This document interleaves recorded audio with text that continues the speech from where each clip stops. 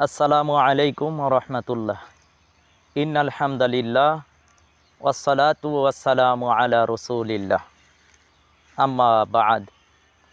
কাছে ও দূরে, দেশে এবং প্রবাসে যে যেখান থেকে আমাদের আজকের আলোচনা শুনছেন ও দেখছেন, অনুষ্ঠানের শুরুতে তৈয়বা এইচডি মিডিয়া বাংলা চ্যানেলের পক্ষ থেকে আমি মোহাম্মদ রিদওয়ানুল ইসলাম যশোরী আপনাদের সকলকে জানাচ্ছি আন্তরিক মোবারকবাদ, ধন্যবাদ, প্রীতি ও শুভেচ্ছা।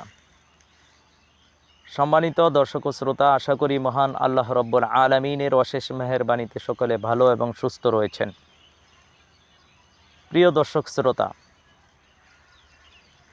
আমাদের আজকের আলোচনার বিষয়বস্তু হচ্ছে ছাত্র আন্দোলন কি ব্যর্থ হওয়ার পথে, কিন্তু কেন ও কীভাবে। আপনারা সকলে অবগত আছেন, জুলাই বিপ্লবের মাধ্যমে 5ই আগস্ট ঐতিহাসিক স্বৈরশাসকের পতনের মাধ্যমে যে বিপ্লব ছাত্রদের হয়েছিল, যে বিজয় ছাত্রদের হয়েছিল, সেই বিজয় আজকে ব্যর্থ হওয়ার পথে। কিন্তু কেন, কিভাবে? আসলেই এই ব্যর্থতার বিষয়গুলো জানা এবং সামনে আমাদের কি করণীয়, এই বিষয়গুলো জাতিকে জানানো আমাদের বিশেষ প্রয়োজন। আপনারা হয়তো সকলে ইতিমধ্যে অবগত আছেন,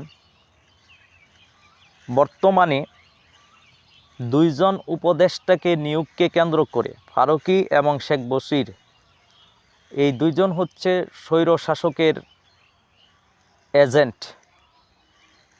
তারা চরমভাবে আওয়ামী পরিবারের শেখ মুজিবুর রহমান এবং শেখ হাসিনার পেতাত্তা। এই 2 জন উপদেষ্টাকে নিয়ে আজকে নতুন করে আবার বিতর্ক শুরু হয়েছে।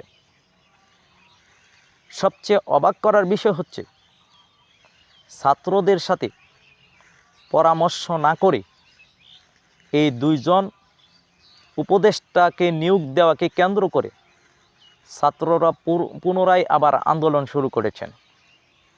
আজকে আলোচনার মাধ্যমে আমরা আপনাদের সামনে ক্লিয়ার করার চেষ্টা করব, ছাত্র আন্দোলন কেন ব্যর্থ হচ্ছে এবং সামনে ব্যর্থ হয়ে যাবে। যেমনটি আপনারা জানেন, যখন 5ই আগস্ট বিজয় উদযাপন করছিল, তখনই আমরা আমাদের তৈয়বা এইচডি মিডিয়া চ্যানেলের মাধ্যমে এবং বিশেষ করে ইমাম মাহমুদ হাবিবুল্লাহ উম্মার বার্তা ইউটিউব চ্যানেলের মাধ্যমে বলেছিলেন যে এটি প্রকৃত বিজয় বা স্বাধীনতা না। একজন শাসক, স্বৈর শাসকের পতন হয়েছে, কিন্তু যে তাগুতি সিস্টেম সকল শত শত হাজার হাজার স্বৈর শাসককে জন্ম দেয় তাগুত। আর যতক্ষণ পর্যন্ত তাগুতকে ধ্বংস করা না যাবে, ততক্ষণ পর্যন্ত একজন স্বৈর শাসক চলে গেলেও তার জায়গায় আরেকজন এসে বসবে। তো আমাদের মূল কাজ হচ্ছে এই তাগুত ধ্বংস করে, তাগুতকে বর্জন করে এই জায়গাতে তাওহীদকে প্রতিষ্ঠা করার জন্য কাজ করা। তা আমরা প্রথমেই আপনাদেরকে আঙ্গুল দিয়ে দেখিয়ে দিব যে কিভাবে এই ছাত্র আন্দোলন ব্যর্থতার দিকে। ছাত্র আন্দোলন যেই উদ্যমে, যেই সাহস নিয়ে তারা আন্দোলনটা করেছিল, সেই আন্দোলনটার মধ্যে আমাদের প্রাথমিক নৈতিক সমর্থন ছিল। এর কারণ হচ্ছে, রাসূল সাল্লাল্লাহু আলাইহি সাল্লামের একটি হাদিস আছে, তোমরা জালিমের হাতকেও চেপে ধরো, মাজলুমের হাতকেও ধরো। ছাত্ররা যখন মাজলুম হচ্ছিল, তখন আমরা তাদের পক্ষে আমাদের উম্মার বার্তা নামে একটা টেলিগ্রাম চ্যানেলের মাধ্যমে তাদের নিরপেক্ষ সংবাদ জাতির সামনে আমরা উপস্থাপন করছিলাম। এখনও পর্যন্ত উম্মার বার্তা সেই টেলিগ্রাম চ্যানেলটি আমাদের রয়েছে, যেখানে নিরপেক্ষ সংবাদ এখনও জাতির সামনে উপস্থাপন করা হয়। এই ছাত্র আন্দোলন এটি আজকে ব্যর্থতার দিকে যাচ্ছে। এটা ব্যর্থতার দিকে যাবারই কথা, কারণ সামনেই আসতেছে গাজওয়াতুল হিন্দ। সুতরাং এই গাজওয়াতুল হিন্দ হবেই। আমি আপনি বর্তমান অবস্থা বুঝি বা না বুঝি, আমি আপনি মানি বা না মানি, উপলব্ধি করি বা না করি, সত্য গ্রহণ করি বা না করি, সত্য যেইভাবে আসছে সত্য সেভাবেই প্রতিষ্ঠিত হবে ইনশাআল্লাহ। যা ঘটার কথা হাদিসে এসেছে তা ঘটবেই। পৃথিবীর কোনো শক্তি নাই সেটাকে রুখবে, পৃথিবীর কোনো শক্তি নাই সেটাকে বন্ধ করবে। সামনে গাজওয়াতুল হিন্দের যুদ্ধ খুব কাছাকাছি, সেটা বরাবরই আমরা বলছি। বিশেষ করে গাজওয়াতুল হিন্দের আমির ইমাম মাহমুদ হাবিবুল্লাহ বরাবরই বলছেন যে গাজওয়াতুল হিন্দ আসন্ন, তৃতীয় বিশ্বযুদ্ধ আসন্ন, যেটি বর্তমানে চলমান। তো ছাত্র আন্দোলন কিভাবে ব্যর্থ হচ্ছে দেখেন। সর্বপ্রথম আমরা বলবো যে দুর্নীতিবাজদেরকে আইডেন্টিফাই করা এবং তাদের অপসারণ করা, এটা ছিল ছাত্রদের প্রথম চ্যালেঞ্জ। তারা আদৌ সেই চ্যালেঞ্জটা বাস্তবায়ন করতে পারে নাই। গতকালকে একজন ছাত্র সমন্বয়কের কথা শুনলাম, তিনি বললেন যে কমপক্ষে মিনিমাম 10 বছর লাগবে এই সিস্টেমটাকে ভাঙতে। আপনি চিন্তা করেন 10 বছর যদি লাগে, এই 10 বছরে কত কিছু হয়ে যেতে পারে। তো এখন কথা হচ্ছে এই দুর্নীতিবাজরা এখনও রন্ধ্রে রন্ধ্রে আছেন। দীর্ঘ 15 বছরে স্বৈরশাসক তাদেরকে যেভাবে সিটিং করেছেন, আজকে হুট করে সেটা চেঞ্জ করাও সম্ভব না। এই ক্ষেত্রে ছাত্ররা এখনও সফল হতে পারে নাই, বরঞ্চ বলবো এই দুর্নীতিবাজরা এখনও বহাল তবিয়তে রয়ে গেছে। মানে ছাত্রদের আন্দোলন সেটা ব্যর্থতার দিকে, আর তারা সম্মিলিতভাবে ছাত্র আন্দোলনকে কিভাবে ব্যর্থ করা যায় সেজন্য তারা কাজ করে যাচ্ছে। 2 নাম্বার পয়েন্ট যদি আমরা দেখি, তাহলে দেখব সিন্ডিকেট। এই সিন্ডিকেট যে গঠন করা হয়েছে, এই সিন্ডিকেট যে তৈরি করা হয়েছে দীর্ঘ স্বৈরশাসকের 15 বছরে, সেই সিন্ডিকেট কিন্তু এখনও বহাল তবিয়তে রয়ে গেছে। নিছক নামে শুধু দ্রব্যমূল্য একটা লিস্টি করে দেওয়া হয় যে এই দামে বিক্রি করতে হবে, কিন্তু আদৌ আজকে বাস্তবে সেটি বাস্তবায়ন নাই।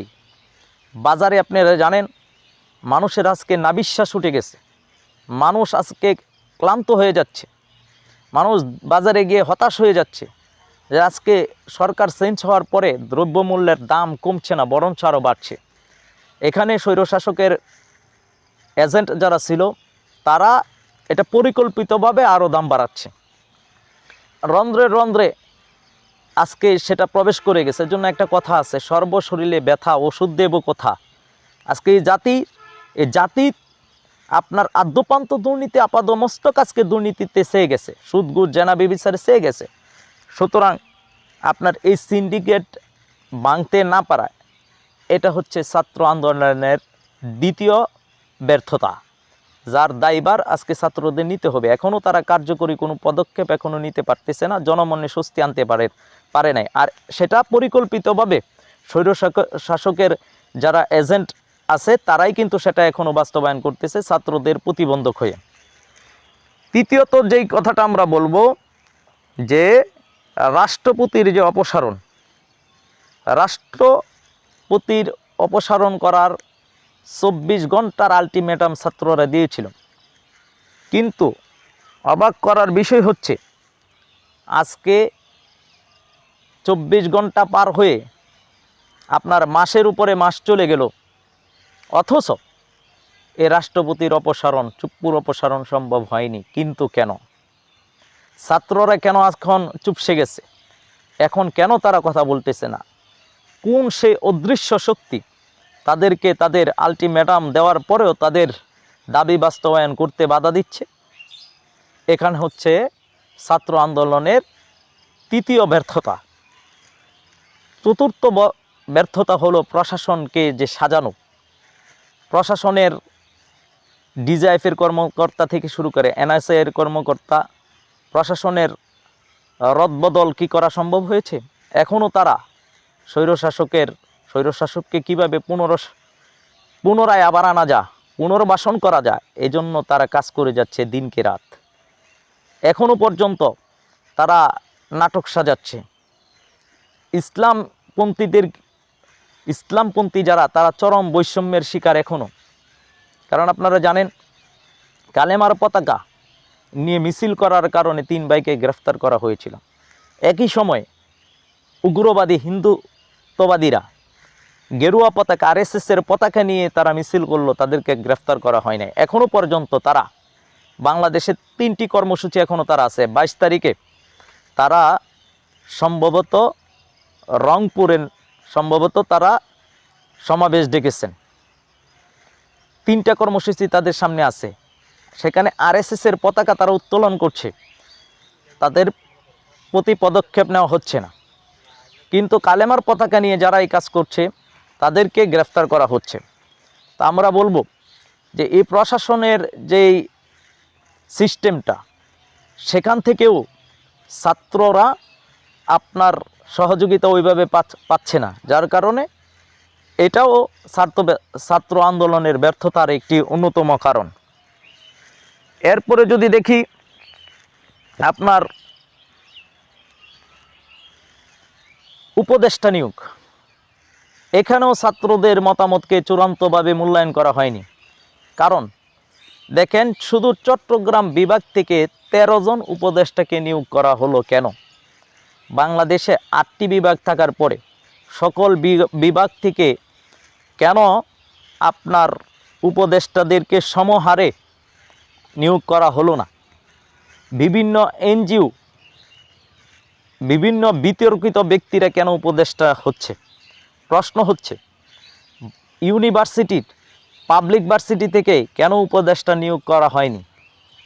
ছাত্রদের মধ্য থেকে আপনার শুধু ঢাকা ভার্সিটি থেকে কেন ছাত্রদেরকে উপদেষ্টা নিয়োগ দিল? অন্য কোনো ভার্সিটি থেকে কেন দেওয়া হলো না? পাবলিক ভার্সিটি থেকে কেন ছাত্রদের উপদেষ্টা দেওয়া হলো না? ইভেন মাদ্রাসার ছাত্রদের মধ্য থেকে কেন আপনার উপদেষ্টা দেওয়া হলো না? এটা একটা প্রশ্ন। কলেজের ছাত্রদের মধ্য থেকে উপদেষ্টা না দিলেও তাদের প্রতিনিধি কেন দেওয়া হলো না? এরকমভাবে বৈষম্যের শিকার সব জায়গাতেই। এখন প্রশ্ন হচ্ছে যে আপনার উপদেষ্টা নিয়োগ, বর্তমানে যেই 2 জন উপদেষ্টা নতুন করে 3 জনকে নিয়োগ করা হচ্ছে, এর মধ্যে 2 জনই হচ্ছে চরম বিতর্কিত 2 জন ব্যক্তি। একজন হচ্ছে ফারুকী, আরেকজন হচ্ছে শেখ পরিবারের শেখ বশির। তাদের নিয়োগ দিতে গিয়ে ছাত্রদের সাথে কেন পরামর্শ করা হয়নি? ছাত্রদের মতামতকে কেন উপেক্ষা করা হলো? ছাত্ররা কেন এই বিষয় নিয়ে আবার আন্দোলন করতে হচ্ছে? এই 5টা কারণকে যদি আপনারা সামনে নেন, তাহলে আপনারা বুঝতে পারবেন যে এই ছাত্র আন্দোলন ব্যর্থতার দিকে যাচ্ছে। সামনে কি হতে যাচ্ছে, সামনে কি হতে পারে, কেন ব্যর্থ হচ্ছে, এর একটাই কারণ, সেটা হচ্ছে সামনে যে প্রেক্ষাপট রচিত হচ্ছে বা হবে, সেটি হচ্ছে হিন্দুস্তানে গাজওয়াতুল হিন্দ সন্নিকটে। কোরআন এবং সুন্নাতে যে বিষয়গুলো এসেছে, যেভাবে বর্ণনা এসেছে, সেইভাবেই আমরা উপস্থাপন করতে হবে, সেইভাবেই বুঝতে হবে। আল্লাহর রসুল সাল্লাল্লাহু আলাইহি সাল্লাম কিয়ামত পর্যন্ত কি কি ঘটনা ঘটবেন সেই সমস্ত বিষয় বর্ণনা করেছেন। হিন্দুস্তান সামনে গাজওয়াতুল হিন্দের যুদ্ধের দামামা বেজে উঠবে। আজকে ছাত্র জনতা, সমন্বয়ক যারা আছেন, আপামর জনগণ যারা আছেন, যুব সমাজ যারা আছেন, দেশবাসী সকলের প্রতি আমরা এই বিষয়গুলো ক্লিয়ার করতে চাই। সামনে আল্লাহর রসুল সাল্লাল্লাহু আলাইহি সাল্লামের কথা মোতাবেক গাজওয়াতুল হিন্দের প্রেক্ষাপট রচিত হচ্ছে। আমরা একেবারে গাজওয়াতুল হিন্দের দ্বার প্রান্তে আছি। এমতো অবস্থায় এই ছাত্র আন্দোলন ব্যর্থতার দিকেই যাবে। ভারত তাদের যে রুটম্যাপ, তাদের যে পরিকল্পনা, সেটি বাস্তবায়ন করবেই। বাংলাদেশ তারা দখল করে নিবেই। এখন এটা চরম সত্য এবং সত্য, এখানে মুসলমানরা নির্যাতিত হবেই। এমত অবস্থায় আমাদের করণীয় হচ্ছে আমাদেরকে প্রস্তুতি নেওয়া, আমাদের জানমাল রক্ষার জন্য প্রস্তুতি নেওয়া। এ দেশের সার্বভৌমত্ব স্বাধীনতার কথা যদি বলি, সেটাও আছে। সর্বোপরি আমরা বলবো ইসলামকে রক্ষার জন্য, মুসলমানদের জানমাল রক্ষার জন্য কাজ করতে হবে। দেশের সার্বভৌমত্ব স্বাধীনতা রক্ষার জন্য কাজ করতে হবে। আল্লাহ সুবহানাহু ওয়া তাআলা এই গাজওয়াতুল হিন্দের নেতৃত্ব দেওয়ার গুরু দায়িত্ব দিয়ে ইমাম মাহমুদ হাবিবুল্লাহকে আল্লাহ সুবহানাহু ওয়া তাআলা পাঠিয়েছেন। ওনার কথাকে, ওনার দিশা দর্শনকে আপনাদের আমাদের গ্রহণ করতে হবে। কিভাবে নাজাত, মুক্তি, সফলতা আসবে সেই বার্তা নিয়ে ইমাম মাহমুদ হাবিবুল্লাহ এসেছেন। এখন সামনে যারা এই সত্য উপলব্ধি করবে না, এই সত্যকে গ্রহণ করবে না, তারা শাস্তির সম্মুখীন হবে, তাদের উপরে শাস্তি ধেয়ে আসতেছে। যারা ওনার কথা মোতাবেক চলবে, দিশা দর্শন নেবে, হাদিস, কোরআন এবং সুন্নাহ যেভাবে মুসলিম উম্মার ঐক্যের জন্য বলা হয়েছে, মুসলমানদের জানমাল নিরাপত্তার জন্য বলা হয়েছে, সেইভাবেই যারা কাজ করবে তারাই ইনশাল্লাহ নাজাত পাবে। সুতরাং আমরা বলতে চাচ্ছি, অদৃশ্য একটা শক্তি এই ছাত্র আন্দোলনের, এই ছাত্রদের আন্দোলনকে নস্যাৎ করে দিবে। এখন ছাত্র সমাজকে আমরা বলবো, আপনারা জাগ্রত হন, ঐক্যবদ্ধ হন। শেষ জামানা সম্পর্কে আপনারা পড়াশোনা করেন, শেষ জামানার ফিতনা সম্পর্কে আপনারা জানেন। কেন এই মহামারী, দুর্যোগ ও দুর্ভোগ একটা বই আছে, কিতাব আছে, সেটা আপনারা পড়েন। বিশেষ করে শেষ জামানার কথাগুলো, গাজওয়াতুল হিন্দের হাদিসগুলো আপনারা পড়েন। বিশ্ব ব্যবস্থা কোন দিকে যাচ্ছে এই বিষয়ে রিয়ালাইজ করুন। আল্লাহর প্যারা নবী, আপনার নবী, আমার নবী, সকলের নবী মুহাম্মদ সাল্লাল্লাহু আলাইহি সাল্লাম কি দিশা দর্শন আমাদেরকে দিয়েছেন। শেষ জামানায় কি ফিতনা আসবে, সেই সময় আমাদের কি করণীয়, সেই সময় আমাদের কি করতে হবে, এই বিষয়গুলো নিয়ে পড়াশোনা করেন। এবং তৈয়বা এইচডি মিডিয়া বাংলা চ্যানেলে আপনারা ধারাবাহিকভাবে দেখুন। এবং আমাদের আরেকটি চ্যানেল আছে Jashori Islamic media Bangla channel, সেটির মধ্যে আপনারা ফলো রাখেন, সেটি আপনারা সাবস্ক্রাইব করুন। আমরা ধারাবাহিকভাবে এই ফিতনা, কি ফিতনা সামনে আসতেছে, সেই ফিতনার সময় কি করতে হবে, কি করণীয়, মুসলমানদের জান এবং মালের নিরাপত্তার জন্য কি করতে হবে, মা বোনদের ইজ্জত কোন পথে গেলে রক্ষা হবে, সেই দিশা দর্শন নিয়ে আমরা ধারাবাহিক আলোচনা করার ইচ্ছা রাখি। ওমা তাওফিক ইল্লা বিল্লাহ। পরিশেষে সকলের সুস্বাস্থ্য দীর্ঘায়ু কামনা করে আজকের মতন বিদায় নিচ্ছি। আসসালামু আলাইকুম ওয়া রাহমাতুল্লাহ।